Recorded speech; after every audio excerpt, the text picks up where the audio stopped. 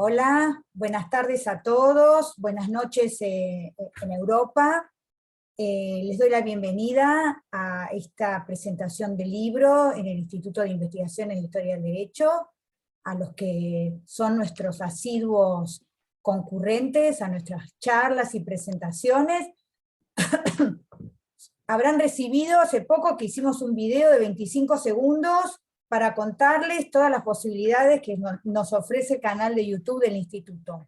Así que todos los que no hayan podido estar personalmente en las charlas y presentaciones, pueden verlas en el canal de YouTube y pueden usarla para las clases. Es un material de muchísima ayuda para todos. Tenemos más de 90 videos subidos a nuestro canal de YouTube. Así que los invito a entrar a nuestro canal de YouTube. Bueno, y les doy la bienvenida a todos entonces, y sobre todo también al autor del libro y a quienes lo van a presentar.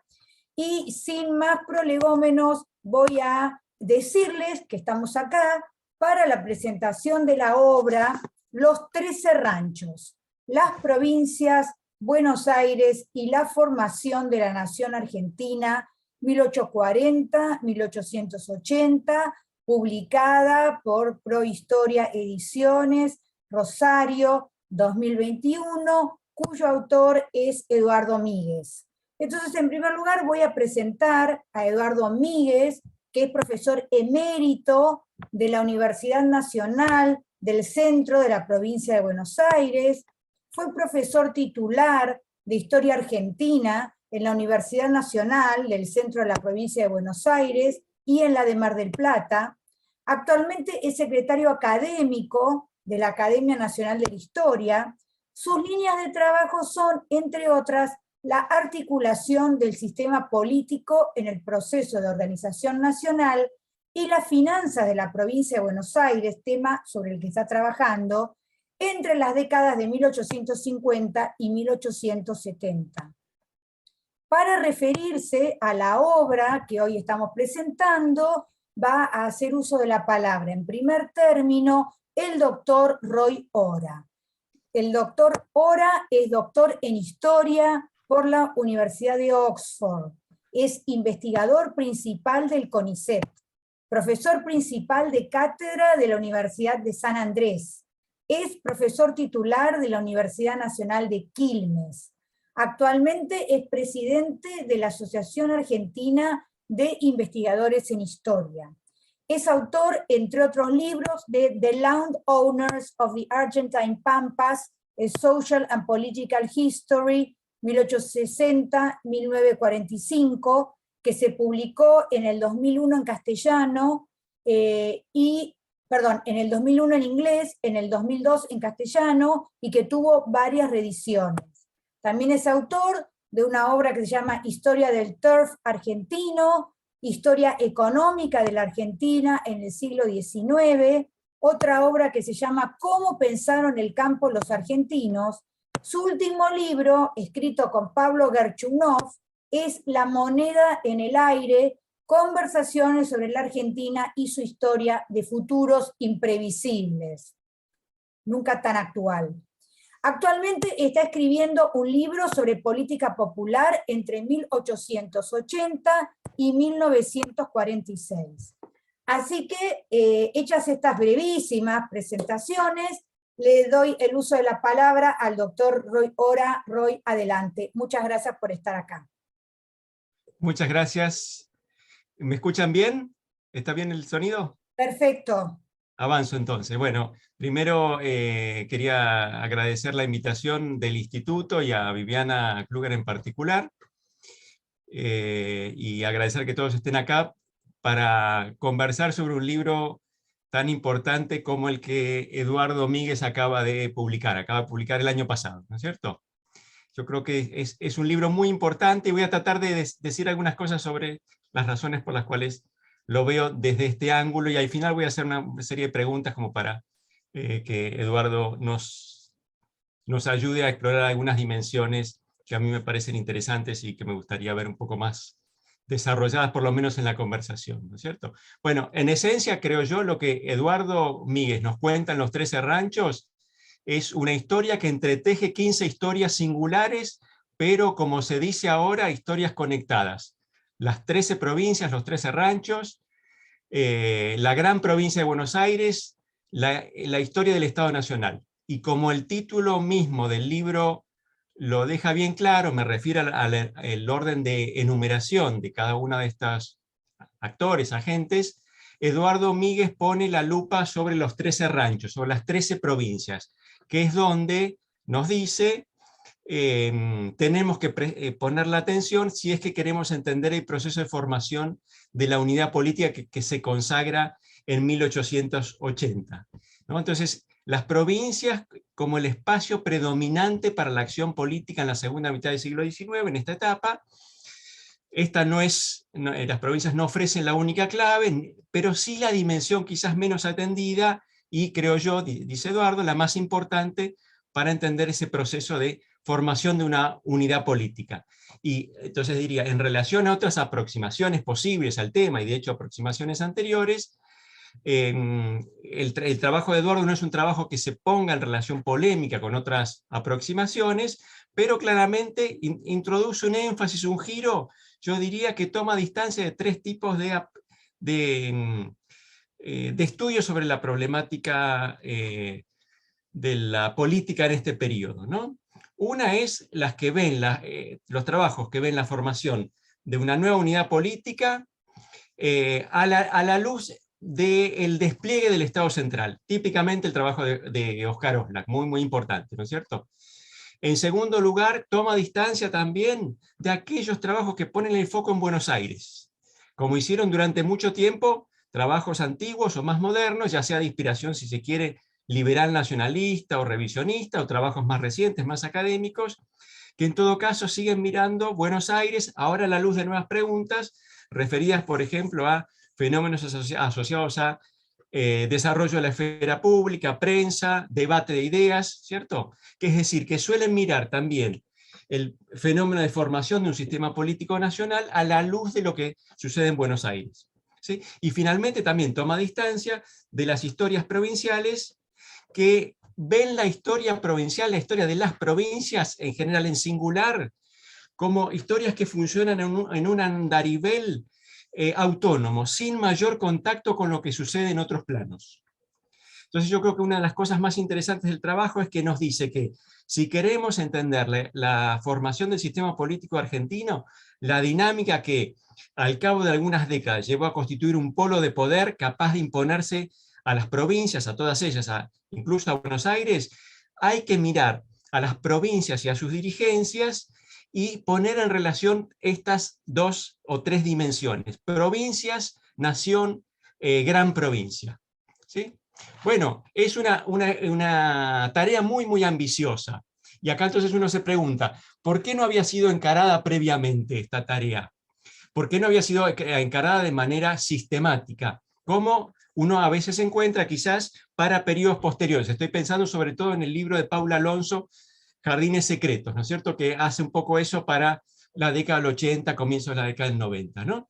Bueno, ¿por qué no contamos con un estudio que mire la política argentina de la era de la organización nacional, para utilizar un término hoy caído en desgracia, que lo mire de manera integral mirando el conjunto de las historias provinciales? Yo creo que, bueno, en primer lugar, porque poner a este muy abigarrado, muy complejo, muy heterogéneo conjunto de estados provinciales en el centro de la atención requiere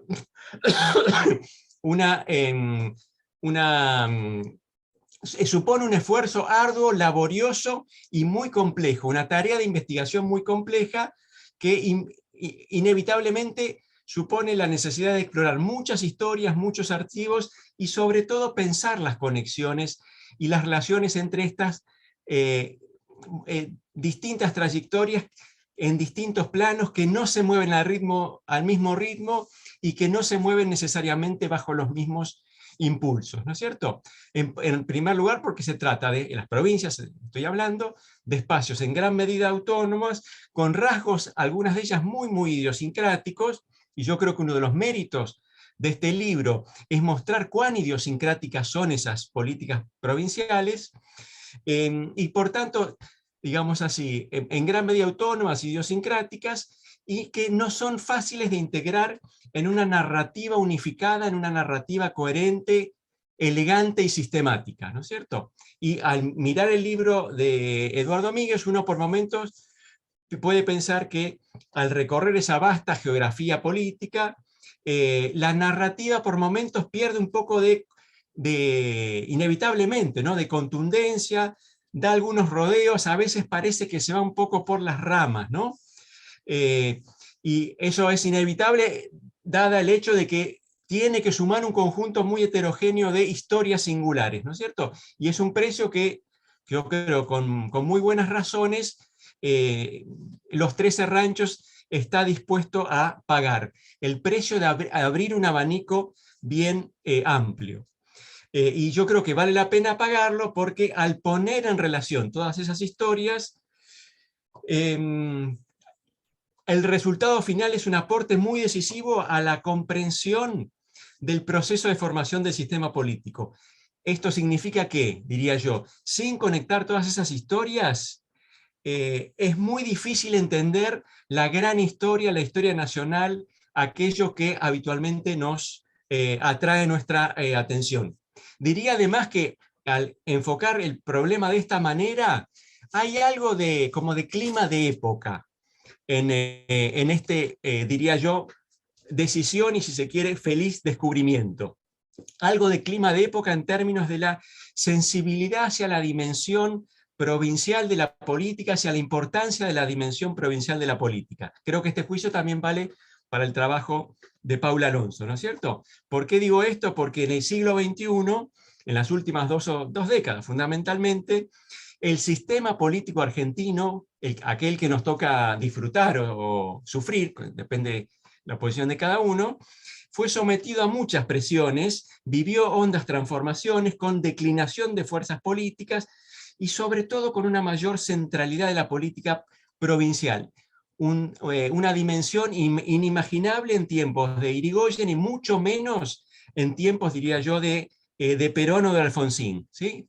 Tras la crisis de fin de siglo, de comienzo del siglo XXI, por ejemplo, el peronismo se deshizo en múltiples peronismos, se volvió muy desorganizado y hablamos de peronismo en plural, ¿no es cierto? Ese lenguaje está naturalizado, el peronismo del AMBA, el de Córdoba, el de los gobernadores, etcétera, ¿no es cierto? Y uno podría decir lo mismo vale para el radicalismo, que en un momento se convirtió en una confederación de partidos provinciales que incluso pareció que iba a desaparecer.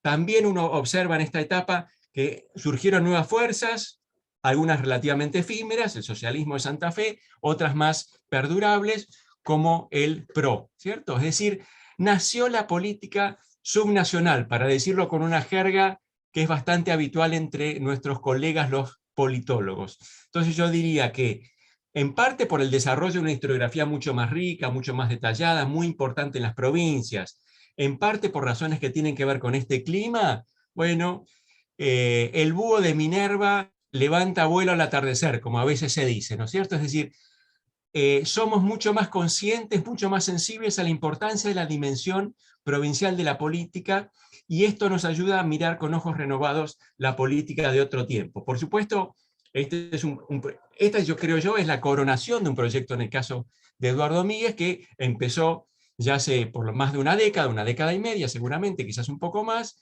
y cuyos principales resultados nos abrieron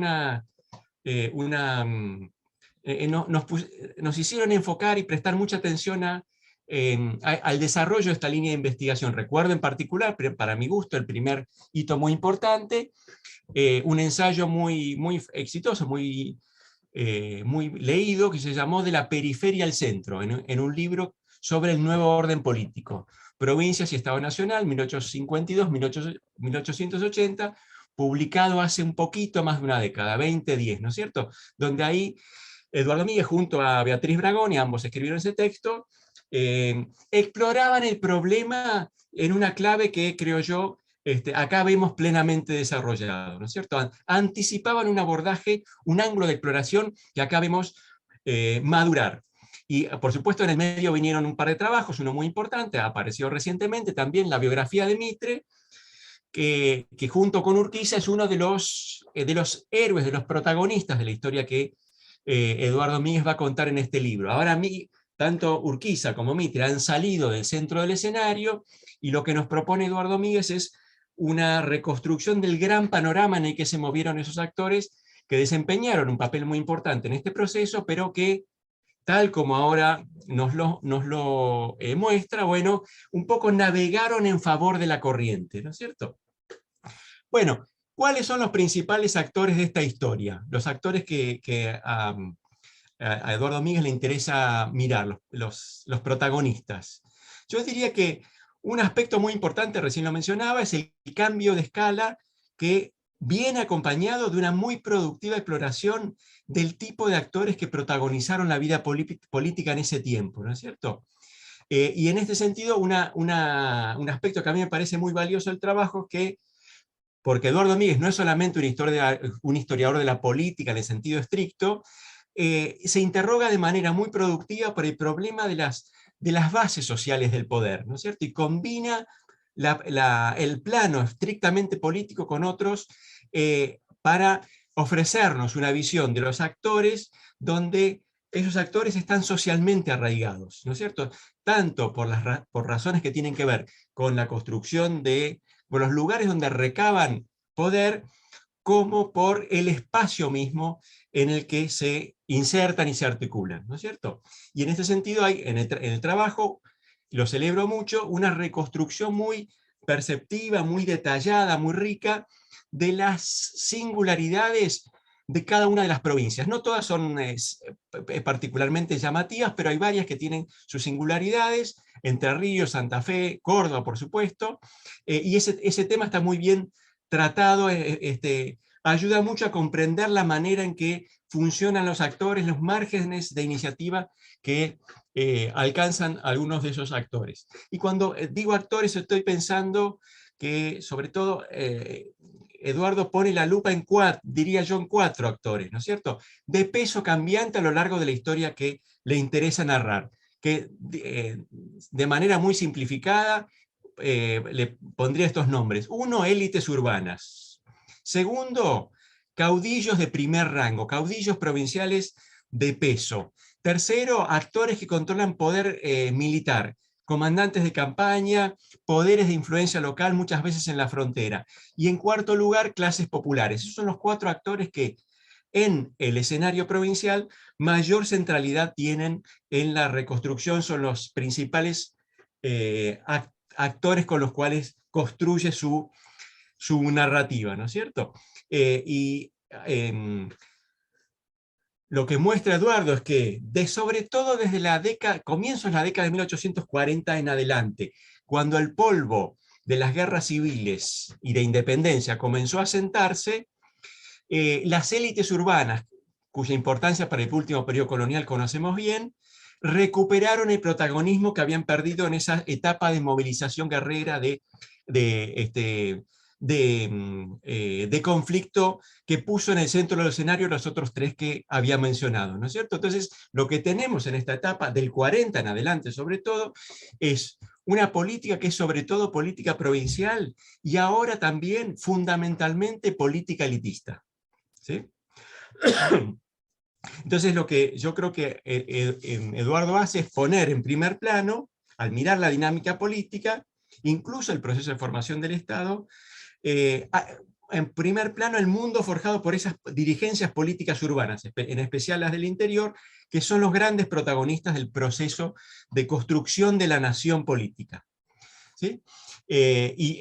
Entonces Eduardo Míguez nos propone prestar atención a un espacio, la provincia, un actor, las élites urbanas, y una periodización original. Este es uno de los rasgos que me gustaría enfatizar.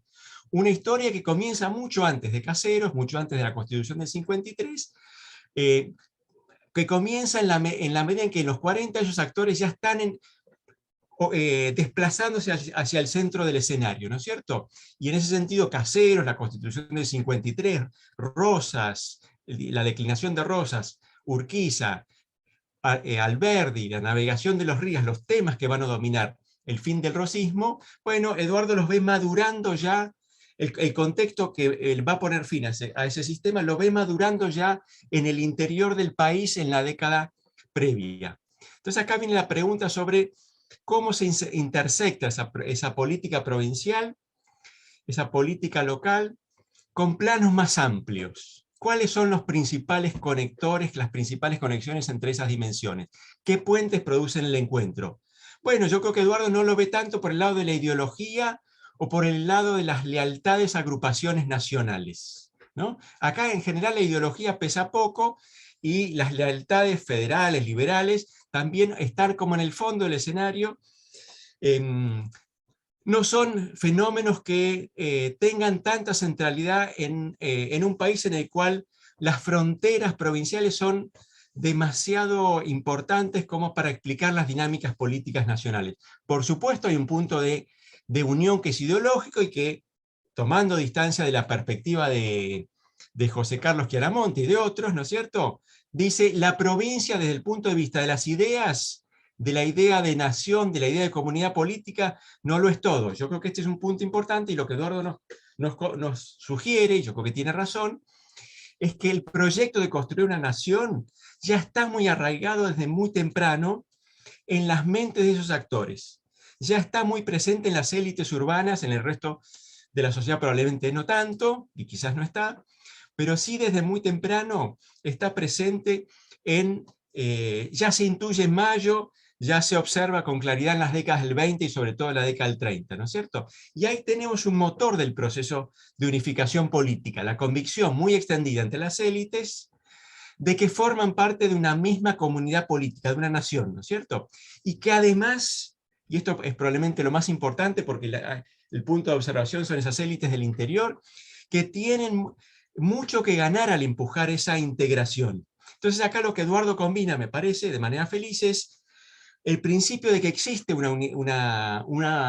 nosotros, si se quiere, una idea de nación compartida, con que los intereses de las élites urbanas del interior empujan en la misma dirección, en la dirección de formar una unidad política incorporando a Buenos Aires, que es el elemento más complejo, más disonante en el marco de este cuadro, ¿no es cierto? Por supuesto, ese movimiento de unificación nacional, de construcción de una unidad política, va a chocar con Buenos Aires, primero con la Buenos Aires rosista, después con la Buenos Aires liberal, que por razones que ya conocemos, ¿no es cierto? Es mucho más poderosa, mucho más rica, mucho más importante que todas las demás juntas. Y en torno entonces a estos dilemas es que se va construyendo una historia más detallada que no tengo tiempo de desarrollar acá, ¿no es cierto? Pero es en el fondo, yo diría, sobre todo lo que Eduardo nos cuenta es un choque de intereses más que de ideas, ¿no es cierto? Porque en este plano, en el plano de las ideas, hay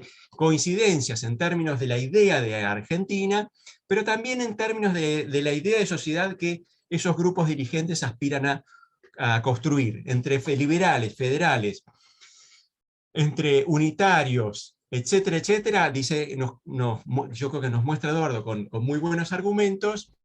Las diferencias no son tantas, muchas veces esas etiquetas engañan, no son la mejor manera de pensar la acción política, el cambio de rumbo, las alianzas, etc. Son muchas veces identidades imputadas, identidades débiles, identidades de circunstancias, ¿no es cierto? Entonces con este equipaje, los 13 ranchos se lanza a explorar cómo se resuelven los dos grandes dilemas del periodo, que son uno, digamos así, cómo dotar de legitimidad y cómo rodear de apoyos a un centro de poder que es difícil de construir por la peculiaridad de la Argentina, ¿no es cierto? Que es una nación bien, bien singular.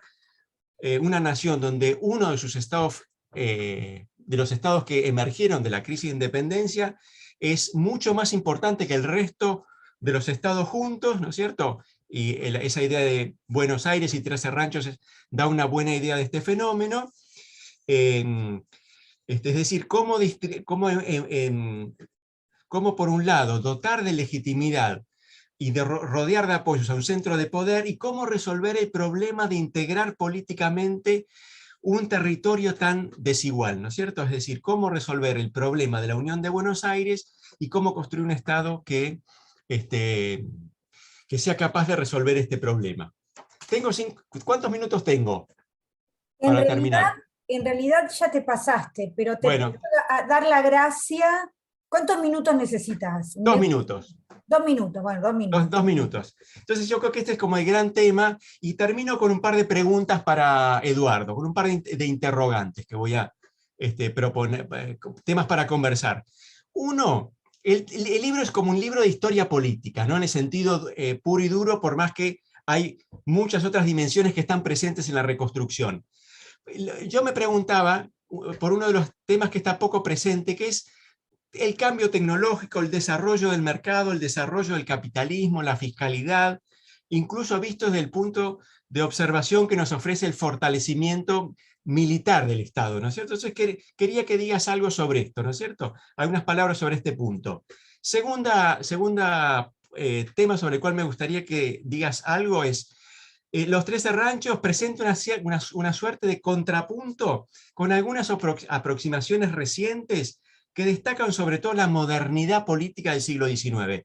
República, soberanía popular, esfera pública, prensa, sociedad civil participativa, ¿no? Entonces mi pregunta ahí es, ¿qué lugar en esta reconstrucción que es en un sentido, si quiere, una reconstrucción muy centrada en las élites, qué lugar para la modernidad política? ¿Sí? ¿Qué importancia asignarle a estos fenómenos? Y finalmente, la última. Salió recientemente un libro de Sebastián Mazuca, se llama Latecomer State Formation, no sé si Eduardo lo alcanzaste a leerlo, ¿no es cierto? Que va en una línea, en algunos aspectos similar. Dice, las oligarquías del interior son muy importantes para entender la formación del Estado argentino, ¿no es cierto? Y él ve el Estado argentino como el proceso como el resultado de un acuerdo entre centros dinámicos, el puerto, la Pampa, y oligarquías periféricas. Y dice, esto tuvo un costo en términos de incorporación de élites retardatarias, de élites de regiones atrasadas. Entonces yo quería preguntarte un poco por esta dimensión, ¿no es cierto? ¿Qué legado te parece que deja el hecho de que haya sido el interior el que desempeña el papel fundamental en la formación de la nación política, ¿no es cierto? Es decir, ¿qué te parece importante destacar para pensar la lucha y la política pública en periodos posteriores como consecuencia del hecho de que este es un proceso muy marcado por una agenda política que viene del interior? Termino acá, muchas gracias, perdón por extenderme, pero bueno, conversar sobre un libro o opinar sobre un libro tan atractivo y sugerente me llevó a extenderme más de lo que debía. Pido disculpas y cedo la palabra. Muchas gracias. Muchísimas gracias, Roy. Y ahora yo voy a presentar, si es que necesita presentación, al segundo presentador de este libro que estamos presentando. Como quedan pocos minutos, lo más probable es que, hechas las presentaciones, salgamos de este Zoom y volvamos a entrar, así el presentador puede presentar como corresponde este libro. Entonces, bueno, no sé si necesito presentar a Ezequiel Abasolo, que es el director de nuestro instituto. Fíjense qué importante que es este libro, que el doctor Abasolo nos está honrando con presentarlo. El doctor Abasolo, para los que no lo conocen, o los que lo conocen pero no saben tanto sobre él, es profesor de historia, egresado de la Facultad de Filosofía, Ciencias de la Educación y Humanidades de la Universidad de Morón. Se recibió de abogado en la misma universidad y se doctoró en Ciencias Políticas en la Universidad Católica Argentina, con una tesis calificada como sobresaliente. Es además doctor de la Universidad de Buenos Aires, donde presentó una tesis en la Facultad de Derecho, calificada como sobresaliente y recomendada al premio Facultad. Es profesor titular regular, lo que en otros países se denomina catedrático, de Historia del Derecho en la Universidad de Buenos Aires, en la Facultad de Derecho de la Universidad de Buenos Aires. Es profesor titular, catedrático, de Historia del Derecho y de Derecho Constitucional en la Universidad Católica Argentina. Es profesor titular catedrático de Historia del Derecho en la Universidad de Morón, en la Universidad del Museo Social Argentino y en la Universidad de Ciencias Empresariales y Sociales. Yo creo que no hay universidad en la que el doctor Abasolo no dé clases. Como todos saben, es director de nuestro instituto, es miembro del Instituto Internacional de Historia del Derecho Indiano, del que fue secretario, es autor de 7 libros y de más de un centenar de artículos reproducidos en revistas científicas del país y del extranjero. Sus áreas de trabajo son, entre otras, la historia del derecho penal militar, el derecho indiano, la circulación de ideas jurídicas y muchas otras áreas de trabajo. Así que, hecha esta presentación, doctora Abasolo, salimos y volvemos a entrar. ¿Está de acuerdo? Muy bien, muchas gracias. La presentación era innecesaria porque acá el objeto de atención es Eduardo Míguez y su libro. Así que bueno, lamento que se haya consumido el tiempo en esto, Eduardo. Salimos entonces y volvemos a ingresar para que podamos mantener el discurso ordenado. Muy bien.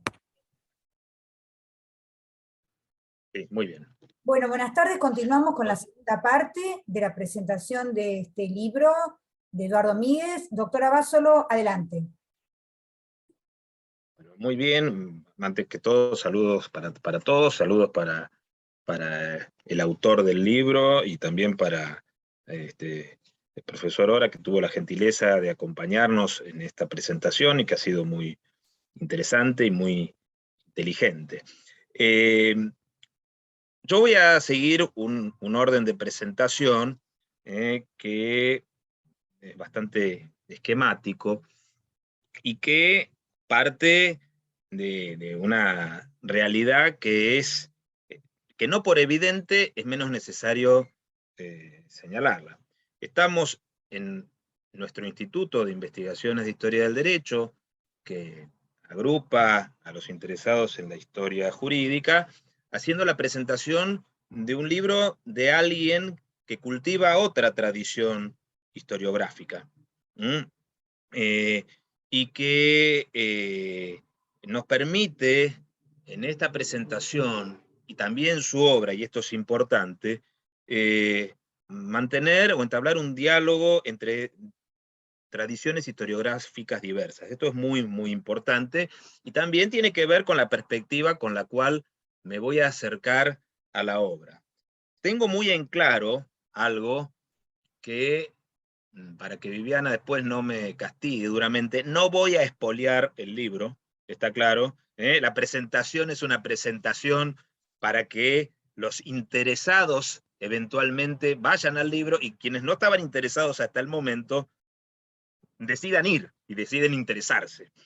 En este caso, además, les aclaro, es bastante sencillo no spoilear el libro, porque el libro es un libro que tiene un discurso, tiene una narrativa, pero tiene una riqueza en todas sus páginas. O sea, no es que leyendo una parte nos podemos imaginar el resto. Por supuesto que sí en cuanto a la columna vertebral. Y esto tiene que ver con algo dentro de este examen general que quería compartir con ustedes, que Los 13 Ranchos no solo es una obra de madurez de un historiador, sino que en sí misma es una obra madura. Es una obra decantada, trabajada, meditada. Es una obra que tiene unas características que no es muy frecuente, que es abundante en información y en reflexión. Y tiene unas características que también tenemos que decirlo. Yo creo entender, Eduardo me corregirá en todo caso, pero es una obra que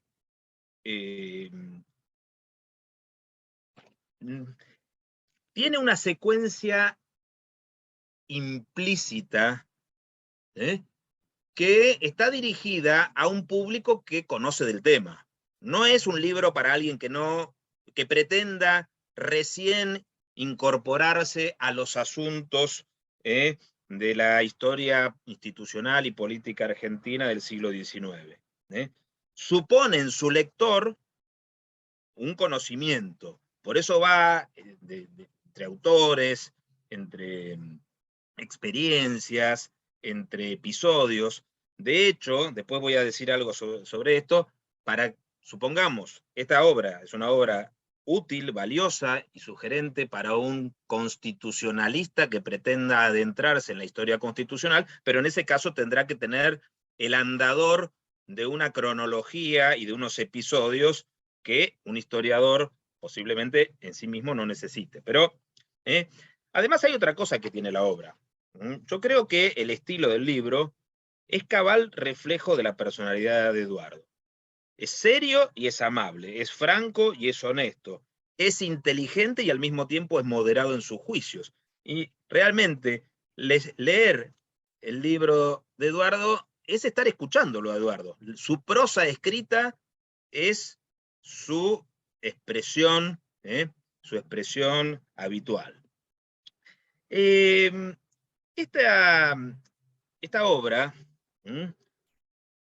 tiene varios aciertos. A mí, en particular, me parece, algo señaló Roy hace un rato, este tema de la periodización, tomar 1840 como un punto de partida, es un acierto, es una novedad y es un acierto. El libro está lleno de perspectivas alternativas.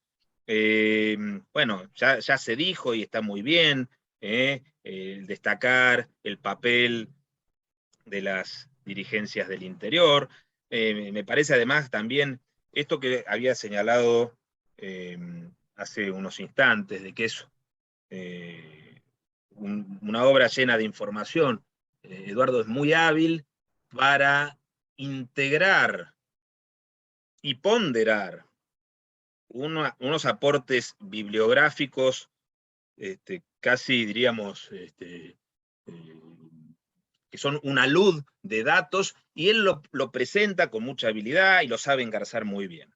Y el acierto también de la actitud propia de un historiador prudente, moderado, que atiende a la variedad de circunstancias, que trata desde la información integrar una perspectiva, una estructura teórica, donde no fuerza precisamente la información, sino que la información lo conduce a elaborar esos puntos de vista. Y me parece a mí, una de las cosas también más interesantes y más valiosas, es llamar la atención, aunque no siempre él lo diga con esta palabra, o con estas palabras, a la institucionalidad empírica argentina del siglo XIX. Él lo dice, en particular de la institucionalidad rosista, sobre la cual llama la atención, y creo que este es un punto muy interesante para nosotros historiadores del derecho. Ahora voy a pasar a una serie de observaciones específicas, precisamente en tanto que historiador del derecho. Algunas pueden parecer no tan amables, lo son, Eduardo ya me conoce, así que voy a abusar de su bonomía y de su don de gentes, pero bueno, es nuestra función de presentadores. Hay, yo creo que lo más importante, yo calificaría el libro de Eduardo de una historia constitucional sin derecho constitucional. Es una historia constitucional, es una historia de la estructuración de las instituciones argentinas. Creo que en ese sentido, si bien él no se lo planteó así, y no tiene por qué planteárselo así, pero creo que para él hubiese sido muy enriquecedor incorporar la dimensión jurídica en su perspectiva. Incorporar, primero, porque hay un elemento o hay una dimensión jurídica, pero además esa dimensión en esa época es mucho más estructurante que hoy. Las categorías jurídicas son categorías articuladoras, no solamente del derecho, sino de las mentalidades. De hecho, también creo que ahí, por ejemplo, curiosamente, casi no se habla de la Constitución, casi no se habla del Pacto Federal, casi no se habla en sí mismo, o sea, se toma como referencia. Creo, a mi juicio, que tomar en cuenta esa perspectiva, de lo mismo, también diría acerca de las teorías jurídico-políticas. Hay una nota por ahí que Eduardo hace sobre la dimensión del pensamiento de Tocqueville y su relevancia. A mí soy de la convicción de que, aunque no haya sido la propuesta del autor, ni su interés, hubiese enriquecido mucho. De ahí también, y teniendo en cuenta, le pido la indulgencia al autor y también al público, lo que se evidencia son ausencias importantes de la historiografía jurídica argentina que hubiesen sido, creo, también muy enriquecedoras. Hay una referencia a la obra de Víctor Tau, la formación del Estado Federal Argentino. No se lo ve tan reflejado en el texto, está en la bibliografía, no pasa a ser un elemento, creo que podría haber sido más relevante. Se cita a nuestro colega Alejandro Agüero, a algunos trabajos que no son históricos jurídicos precisamente, son más de historia política, de Isidoro Ruiz Moreno, de Carlos Páez de la Torre, pero creo que hay una historiografía jurídica argentina que podría ser muy útil y además corroboraría elementos. Yo pienso en particular los aportes de la escuela mendocina que lideró durante tanto tiempo y con tanto provecho Dardo Pérez Guilú, y pienso entre algunos colegas y maestros. Acá lo tenemos a Eduardo Martiré, que está presente, a José María Díaz Couselo, que tienen algunos aportes importantes, significativos. El recordado maestro Ricardo Sorraquín Becú. Me parece que consultar y recurrir a esa historiografía jurídica podría haber redundado en mayor provecho dentro de la misma posición del autor. Viene la parte ahora de algún detalle, un poco antipática, pero en esta línea de conversación y de crecimiento. Creo que hay una terminología que tendría que corregirse. Eduardo, en algún momento pones federalización como sinónimo de nacionalización, la federalización de Buenos Aires en 1825, ahí o sea, creo que te jugó una mala pasada digamos, el término actual. En algún momento también las élites urbanas las mencionás como élites letradas. Para nosotros, bueno, élites letradas, en el interior casi no hay letrados, si se pone desde el punto de vista técnico. Sé a qué se refiere, estoy hablando de una cuestión de corrección de terminología. Pero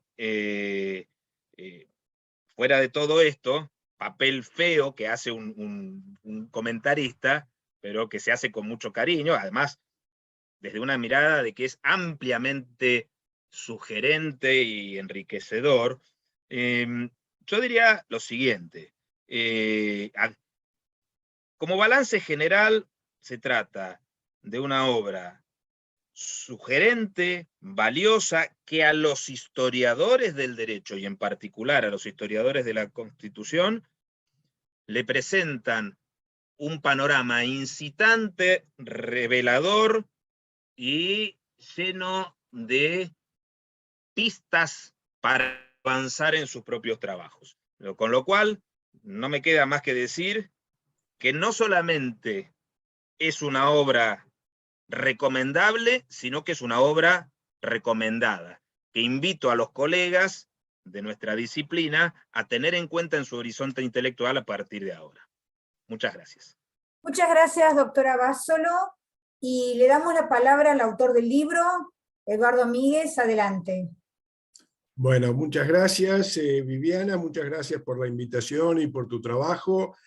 Muchas gracias a Ezequiel también por la invitación, ya que él fue el que tuvo la iniciativa de hacer esta reunión, y por su comentario, y a Roy también por el suyo. Voy retomando un poco la línea, pensando, digamos, de que estamos en un instituto de historia del derecho. Yo había, digamos, buscado la dimensión de diálogo con la historia del derecho que encontraba en mi libro, y retomo en esto entonces lo que planteaba recién Ezequiel. En cierta forma, el libro tiene una dimensión, digamos, de sus preocupaciones. Yo creo que hay varias preocupaciones aquí, pero una dimensión de la preocupación tiene que ver con los rasgos del federalismo argentino. Y esos rasgos del federalismo argentino que creo que están muy condicionados por una variedad de factores, yo diría producto de la geografía social, o sea, no solo de las características físicas de nuestro territorio, sino también de la forma en que esas características físicas se fueron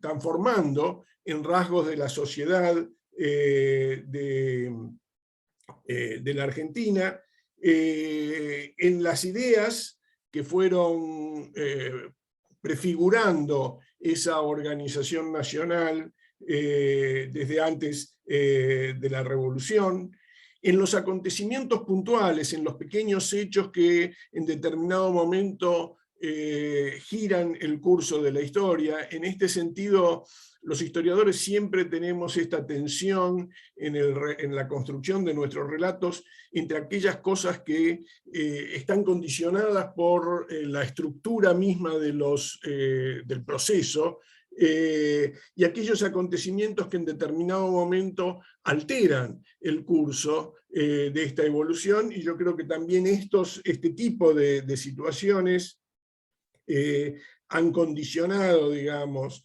el proceso de formación del federalismo argentino, las instituciones, y aquí voy un poco a lo que planteaba recién Ezequiel, la forma que adquirieron las estructuras institucionales y en última instancia jurídicas que condicionan el proceso de organización de la nación, y finalmente la historia en un sentido más integral, ya no el acontecimiento solo, sino esa conjunción entre variables estructurales y acontecimientos que terminan determinando, influyendo, condicionando el desarrollo de este proceso. De toda esta variedad de factores uno podría centrarse en diversas cosas. Roy me preguntaba un poco sobre la tecnología, el desarrollo del mercado, etc. Después volveré sobre eso, pero yo diría esos no fueron los ejes que yo escogí para este relato. El eje que yo escogí es la historia, precisamente. Es esa combinación de variables estructurales y acontecimientos que van marcando el flujo que termina, creo yo, digamos, para ponerle un fin, la historia nunca termina, pero para ponerle un fin a este relato en particular, termina en 1880 con la nacionalización, federalización, después volvemos sobre eso, en otro sentido, de la ciudad de Buenos Aires. Es decir, en el punto en que queda claro, y digamos, los acontecimientos posteriores lo ratificarían, queda claro que Buenos Aires debe aceptar su lugar dentro del conjunto de la nación sin pretender una postura prioritaria. Dentro de esta historia soy muy consciente de que no puse mucho énfasis en la cuestión institucional, digamos, jurídica, en el fondo porque no era ese mi propósito, y también por una razón técnica, y es que uno prefiere recorrer los canales que conoce, y yo me siento mucho más cómodo recorriendo canales de historia política o de historia social o de historia económica, más que los de historia jurídica. En todo caso, invito a mis colegas a discutir el problema con esa perspectiva. De todas maneras, me parece que aquí hay un tema que era muy preocupante para los propios contemporáneos. Aquí me meto en territorio ajeno, digamos, pero hago una observación. Un tema que era muy preocupante para los propios contemporáneos y que seguramente debe seguir siendo un tema de interés para la historia jurídica, que es cómo se condicionan mutuamente las ideas que intentan formular estructuras o arquitecturas jurídicas con los factores concretos históricos que las limitan. Digamos, toda la discusión constitucional de Alberdi y compañía, etcétera, está muy influida por esta tensión. Y un poco el libro, digamos, sin adentrarse en este problema que exigiría otro tipo de expertise, digamos, ¿no? Otro tipo de conocimientos, es una dimensión que me parece condiciona la forma de abordaje que yo intenté en este trabajo. En este sentido retomo una idea de Roy que me parece importante. A ver, yo creo que la historiografía muchas veces, como cualquier desarrollo humano, tiende a balancearse en un sentido y en otro, según los acontecimientos, según también la reacción, digamos, como una especie de péndulo que reacciona cuando se va muy para un lado, yéndose demasiado para el otro. Y esto tiene que ver un poco con lo que decía Roy sobre la idea de nación, digamos, dónde se ubican los 13 ranchos respecto del proceso formativo de la nación. Sin duda, la historiografía más clásica, y por supuesto partiendo desde Mitre, estaba destinada a fundar la nación, y por lo tanto crea esta nación natural que viene desde el fondo de los tiempos. ¿Sí? Mitre habla de los argentinos en 1600, etc., porque considera que la nación existió siempre y que estaba, digamos, que estaba obligada a formarse de determinada manera.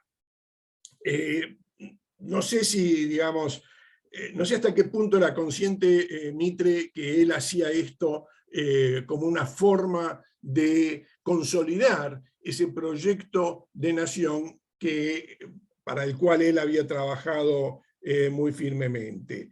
Pero, digamos, eso marcó una corriente, una tendencia historiográfica que preponderó durante muchísimo tiempo y que es la historia nacional, que es a la vez nacionalista en este sentido, en el sentido de dar prioridad a la idea de nación por sobre otras cosas. Frente a esto, la historiografía, yo diría, de los últimos 30 o 40 años, ha puesto en discusión y ha marcado todo el límite de la formación de la nación, el hecho de que la Revolución de Mayo no era necesariamente el camino para la formación de una nueva nación, el hecho de que la nación argentina recién termina de consolidarse en la segunda mitad del siglo XIX, etc. Y la autonomía de las provincias y el papel de los pueblos como entidades políticas autónomas en la primera mitad del XIX, sobre todo un aporte que me parece fundamental, el de José Carlos Chiaramonte, poniendo el énfasis sobre que lo que los contemporáneos llamaban federalismo muchas veces era una idea confederal, y me parece que esto es muy importante. Ahora, frente a eso, como digo, esto es como la punta opuesta del péndulo respecto de la historiografía nacionalista. Yo creo que hay que volver un poquito al centro y mirar que ya desde temprano, no digamos desde 1806, digamos cuando empieza el proceso revolucionario, pero sí desde la década del 10, poco después de la Revolución, hay elementos que apuntan a la consolidación de una nación. en 1812, la Asamblea del año 13, perdón, adopta el himno nacional, donde la idea de nación argentina está muy clara y es adoptada. Ahora, eso no quiere decir que fuera un proyecto acordado, generalizado y que ya estuviéramos en el proceso de construcción de la nación. Solo quiere decir que había algunos actores que imaginaban la idea de algo que podía ser una nación argentina.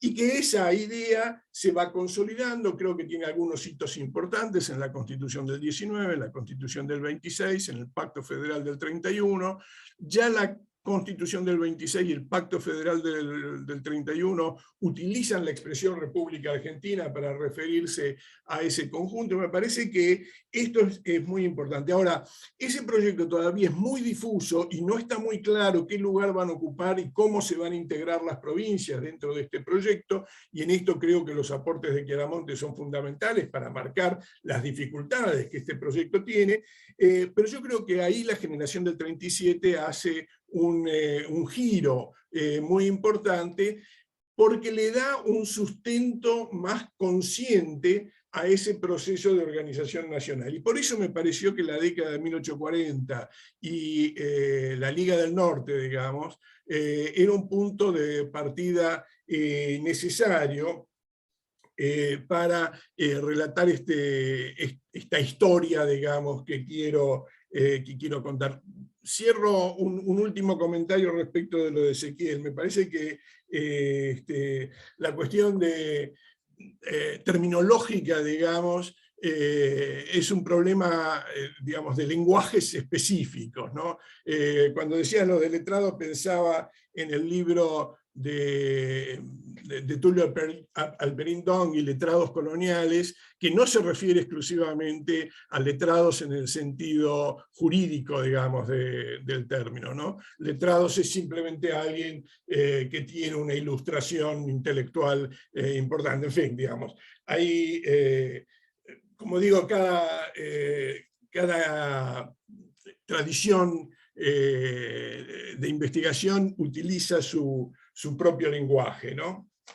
Es interesante, me parece que es muy rico, muy enriquecedor cruzar estos lenguajes y tratar de ponernos de acuerdo, porque siempre se aprende mucho cuando uno escucha a otros que razonan las cosas de forma distinta, porque un lenguaje también te lleva a una forma de pensamiento, que razonan las cosas de forma distinta y uno aprende. Sin duda, uno puede aprender mucho, el historiador, digamos, de la política, de la economía, de la sociedad, puede aprender mucho de la historia jurídica, y sin duda podría seguramente profundizarse más. Yo, de todas maneras, no quise meterme específicamente en la cuestión jurídica, digamos, eso lo evité. Comentabas un poco la tesis de Tau Anzoátegui, digamos, sobre las instituciones en la época de Rosas, etc. No quise entrar a discutir eso, en parte porque no es mi especialidad, pero en parte porque me interesaba más destacar la cuestión política, digamos, ¿no? Es decir, la forma en que las élites interactúan dentro de la búsqueda de la defensa de intereses propios y la búsqueda de ideas, de proyectos que exceden esos intereses propios y cómo se articulan, digamos, dentro de este proceso. Para no extenderme mucho más, voy a ir a algunas de las preguntas de Roy. En primer lugar, esta referida al cambio tecnológico. Es otra dimensión, es una dimensión muy importante, sin duda. El proceso de integración y la conformación de la nación se ven facilitadas por la formación del mercado nacional, y esto obviamente está muy desarrollado por los ferrocarriles, etc. Yo diría, en ese punto le cedo la palabra a Alberdi, que, digamos, vio todo este proceso desde antes que el proceso se produjera, y me parece que lo resume de una manera admirable, o lo prevé de una manera admirable, y yo diría que efectivamente es así. Ahora, el problema es que si no tenés una base política, jurídica, que sustente este proceso de integración, el mismo podría no haberse dado. Y además, bueno, como es muy sabido, digamos, y Roy ha dicho más de una vez, todo este proceso está muy condicionado por razones políticas. O sea, el desarrollo ferroviario, por ejemplo, que es un factor clave en el proceso de integración, tiene cierta evolución que tiene una lógica económica, pero también tiene una evolución muy importante que tiene una lógica política, ¿no? Me parece que ahí hay un diálogo importante y en todo caso el libro ya es bastante extenso, creo que abordar esa dimensión específicamente me llevaría a extenderlo excesivamente. Dos últimos comentarios sobre la modernidad política. A ver, yo creo que ese proceso de creación de un sistema político republicano es algo que se da mucho más en Buenos Aires que en el resto de las provincias. Me parece que los intentos de ver cómo lo mismo que se ha estudiado para Buenos Aires se repite en algunos lugares del interior, sin dudas, cuando uno lo busca, encuentra, y encuentra algo, pero no necesariamente la lógica de la política en las provincias es igual a la de Buenos Aires o es igual a las provincias entre sí. O sea, buscar, digamos, el sistema republicano en Santiago del Estero es algo muy distinto a buscar el sistema republicano en Santa Fe, sobre todo en la Santa Fe que se va transformando, para volver a los temas económicos, que se va transformando con este rápido proceso de modernización que va a tener a partir de la década del 70 fundamentalmente, ¿no? Entonces, me parece que la modernidad política, digamos, esta tendencia a estructurar un sistema político participativo, con opinión pública, donde las elecciones ocupan y la estructuración de los partidos políticos ocupan un lugar más central, etc. Me parece que es un proceso interesante para estudiar, que es parte de la transformación, pero que no debe ocultar otras dimensiones de la vida política que sobreviven, digamos, de la dinámica de la propia sociedad, que no se ha transformado tan radicalmente. Y por eso, cuando se mira, vos decías, tomar distancia de ver la política como reflejo de lo que ocurre en Buenos Aires, me parece que ese es un punto importante. O sea, muchas cosas que se estudian para Buenos Aires deben calificarse cuando se estudian para otros contextos, y cada contexto tiene sus rasgos específicos. O sea, no es lo mismo lo que ocurre en Córdoba que en Santiago del Estero, o que en Tucumán, o que en Mendoza, o que San Juan, digamos, ¿no? San Juan, por ejemplo, es un caso excepcional de violencia política como en ninguna otra provincia, y bueno, digamos, tiene su especificidad por razones que en todo caso habría que profundizar más específicamente. Un último comentario sobre lo de las élites retardatarias. Lamentablemente no conozco el libro que citás. Me parece un poquito anacrónico esto de las élites retardatarias, porque si yo miro las élites del periodo que estamos estudiando, creo que hacen un gran esfuerzo por integrarse al proceso de formación de la nación en un plano de igualdad. Yo no creo que tengan proyectos nacionales más, por decirlo así, arcaicos o menos propulsores de la integración de la Argentina al mundo, que en Córdoba, en Santa Fe, en Mendoza, en Tucumán inclusive, no creo que haya. Y de hecho, cuando uno mira la clase política, hace poco participé de un proyecto que miraba la clase política nacional. Es claro que la clase política de Buenos Aires tiene un trasfondo bastante distinto al de las provincias del interior, que hay una renovación más dinámica de los sectores dirigentes de Buenos Aires precisamente porque es la ciudad puerto, porque es la ciudad económicamente más dinámica, porque es más abierta,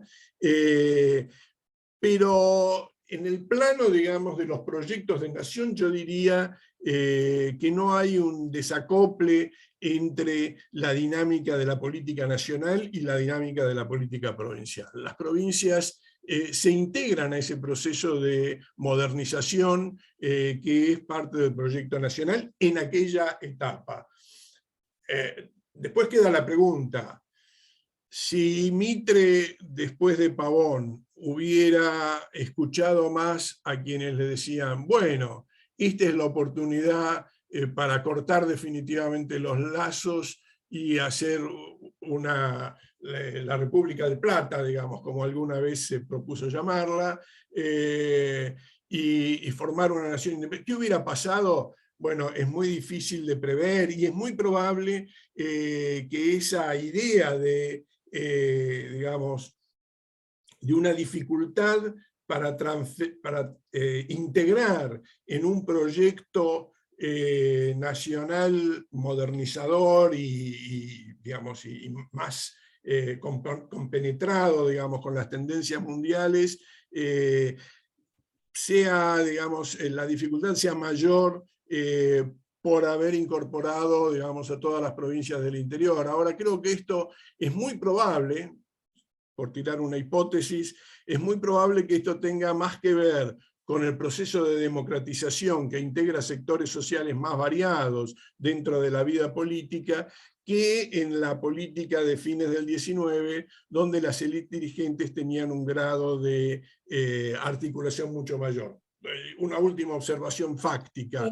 Eduardo, se está terminando sí. este bloque, no te quiero cortar la idea, vamos a salir y volver a entrar, nada más que para que cierres esta idea y ver si hay alguna pregunta o algún comentario, y después ya cerrar porque la gente tiene que irse a cumplir con sus obligaciones. Así que volvemos a entrar con el mismo link.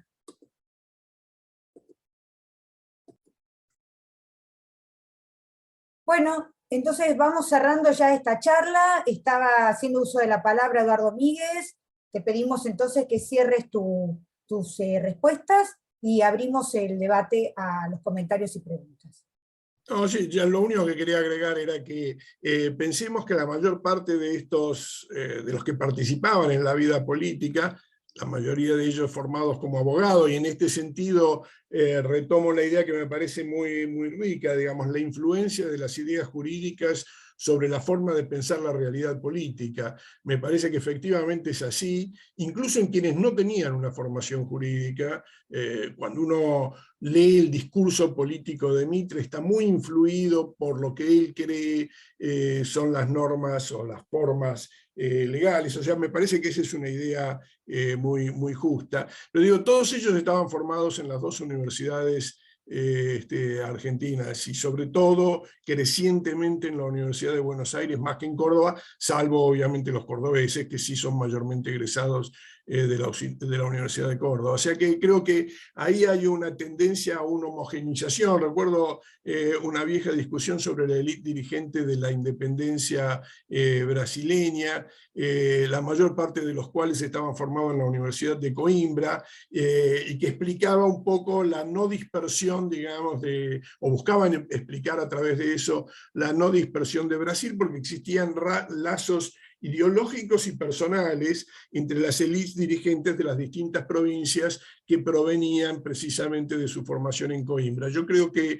lo mismo podría postularse para explicar algún grado de integración de estas élites, por lo menos en ciertas dimensiones, por su formación, en la mayor parte de los casos, en las universidades nacionales. Pues hay algunos formados en Bolivia y otros formados en Chile, pero el grueso de la dirigencia política mantenía además lazos entre ellos, a los cuales habría que agregar también los del exilio rosista, que digamos, también contribuyeron a consolidar esa articulación, digamos, entre élites provinciales.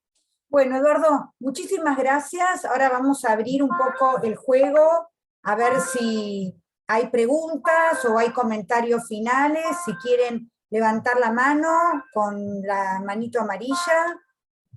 Los que quieran hacer algún comentario, alguna observación. Acá ya hubo un contrapunto bastante entre los presentadores, pero bueno, acá tenemos los participantes, a ver si tienen alguna pregunta o algún comentario más.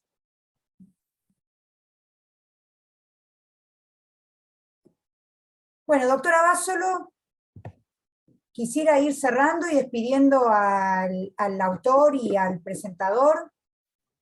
Bueno, muy bien. En realidad creo que como nos pasa, y en una obra, con estas reflexiones del autor y obviamente del otro comentarista, no lo puedo decir por mí mismo, pero nos vamos con sabor a poco, porque es una obra muy nutrida, muy reflexiva, que obviamente acá estamos haciendo una presentación desde un mirador o con una atención histórico-jurídica, porque es nuestro ámbito de reflexión, pero que va mucho más allá que esto.